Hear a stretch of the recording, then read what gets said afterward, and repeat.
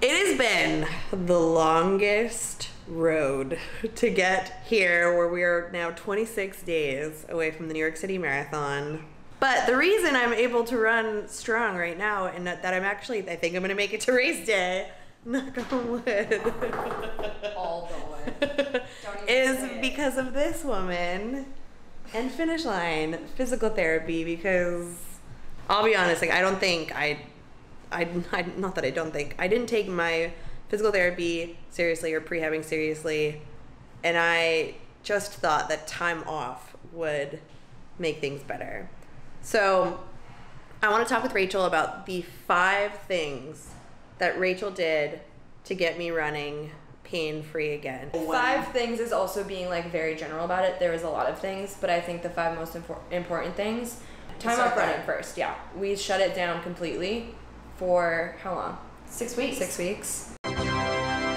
Let's be clear about what time off is too, because you've given yourself time off, but not time off in conjunction with addressing the problem. So the time off needs to happen when you're like in the process of fixing the problems that caused the pain in the first place. Gotcha. So if I have a patient that comes in that says that they just took 5 weeks off, why aren't they better?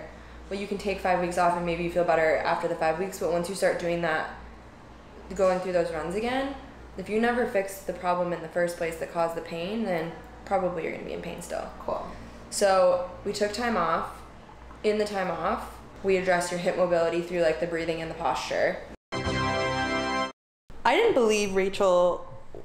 I don't, it's not that I didn't believe you, I just like, The truth comes out. I didn't think it was as bad as you were making it seem, because I was still able to run pretty fast. And then you took me to the cage thing. You made me do my left side. Yep. And like I never even noticed anything, because that's how your body's supposed to move. And I was like able to fully rotate, and I had full range of motion in my left leg. And then you made me do my right leg, and I couldn't move at all. And I think that for me was the moment that I went, oh, maybe this is worse than I think it is. Yeah. And that's when you told me that I wasn't even allowed to run that half marathon. So that was a big wake-up call for me. So hip mobility, like what was that and what happened? So that, I mean, you're by no means the only runner that has like hip mobility issues. Like 99.9% of runners have them, because we spend a lot of the day sitting and not a lot of the day doing hip mobility exercises. So for you particularly, I think like the fact that you really couldn't open up your stride behind you because the front of your hip was so tight made it really difficult for you then to like load your glute the way it should be loaded at push off to push you forward.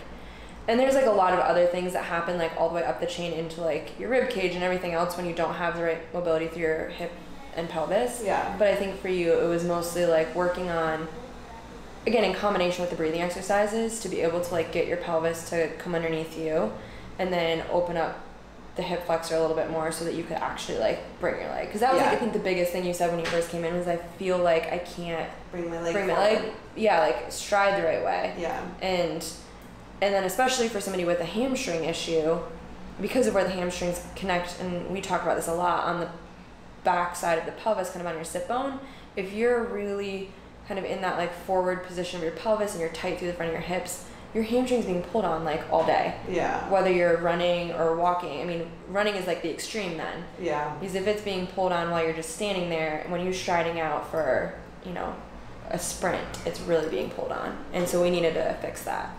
So then once we fixed hip mobility and we got you to understand the breathing and the posture, those all had to kind of come first. Yeah. Then we could work on strengthening your glutes and hamstrings effectively.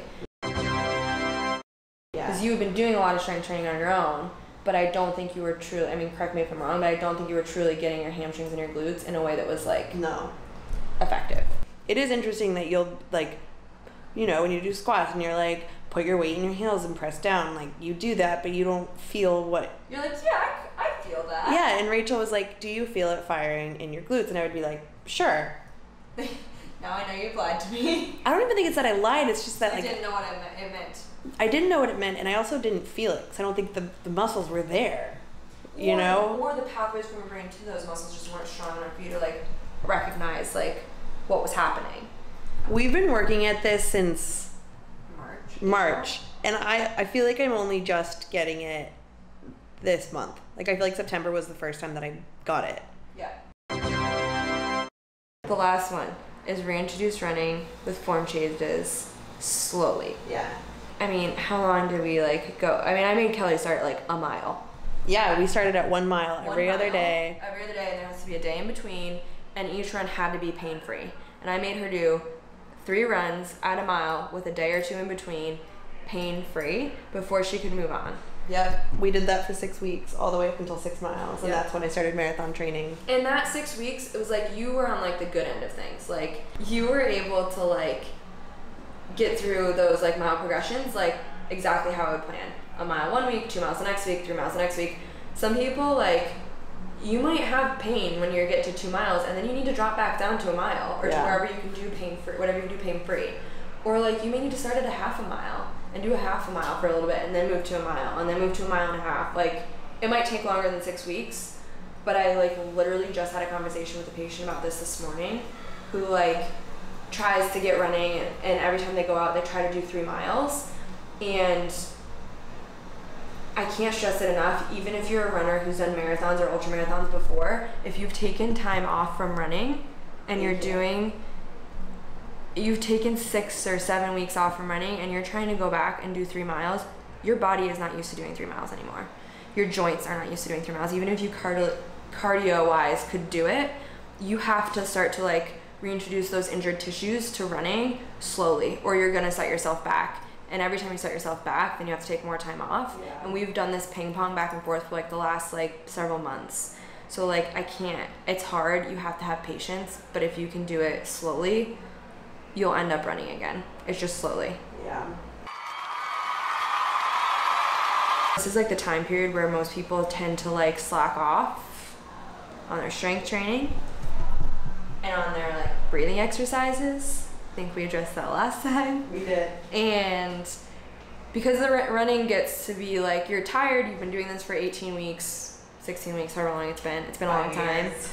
As tired as you are, as much running as you're doing, you can't let this. I had to put calendar alerts in because I'm not doing my breathing, and it's one of those things that like, just like how I know sometimes like it's not, you shouldn't say I have to run, like, but the truth is like, you have to get out there, otherwise like you can't run a marathon. So even though I want to run, like I want to do my balloon exercises, but I'm just not. Well, this is what I always say to people too, because I always get people that are like, but I don't have enough time in my day to run my 10-mile run and do the breathing exercises. I would say the breathing exercises, if you're doing them like efficiently, maybe take you 10 minutes. Yeah. The foam rolling maybe takes you 10 minutes. That's an extra 20 minutes you need to add to your day. And I'm certain that you can find 20 minutes in your day that you can add on, and if you can't, then you need to cut that 10-mile run down by 20 minutes. Yeah. You just do. And I do that. I think there's a lot of PTs here that do that. Like, if I don't have time to foam roll, then I don't have time to run. And then, you know, honestly, I think you should have a really good race. I really do. I think so too. I think you put like a lot of work in. I think you've been like really consistent in terms of like coming to like the strength stuff. Mostly doing your breathing exercises. I was very consistent, and I just got a little cocky. And that's easy to do when you start to feel better too. Yep. But I think you've like, I mean, as nervous as I think we both were going into this, because you were like literally just being able to run 6 miles when training started, and we were both kind of like, I think we've done a decent, knock on wood, job like getting you to this point, and we have 4 more weeks left, so like, just don't screw it up. Yep. Don't screw it up. There it is, the 5 things that we did to get me back running almost pain-free. I don't think I'll ever run pain-free again though. Who runs pain-free? Yeah. It's normal to feel things. It's normal. That's your body being like, hey, this is like, it's when you start to feel those things like consistently and at like a higher number on that pain scale where you have to be like, huh, this is not normal. Like, this isn't normal. But it's normal to feel something. You were noticing it like walking, you were noticing it sitting, you were noticing it doing everything. But no more. We did it. Hey. Congrats. So there you go. Trust your PTs. The end.